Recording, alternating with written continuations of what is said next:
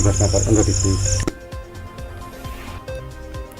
बिहार के औरंगाबाद में place of safety से कुछ कमसिन कैदी फरार हो गए। सभी कैदी बाथरूम की खिड़की का शीशा तोड़कर बाहर निकले और बेडशीट की मदद से जेल की दीवार के बाहर निकल गए। अफसरान ने बताया कि शेखपुरा से 21 कमसिन कैदियों को यहां लाया गया था, जिसमें से 6 फरार हो गए।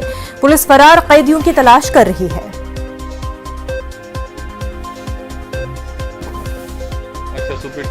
आंतरिक गार्ड जो हैं उनके द्वारा बताया गया कि नहीं, कुछ बच्चे भागे हैं। इसके बाद पुनः यहाँ से प्रवेशन अफसर के द्वारा सूचित किया गया, मुझे भी किया गया।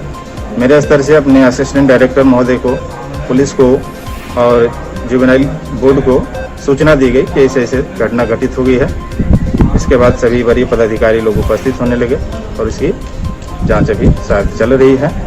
बाथरूम का जो दरवाज़ा है, खिड़की पीछे में है, उसका ग्रिल को तोड़ दिया है और ग्रिल को तोड़ करके बाहर में जो 12 फीट की चारदीवारी है उसमें ओढ़ने का जो चादर मिला था उसको रस्सी के रूप में उपयोग करके बाहर भाग गया है। कोरोना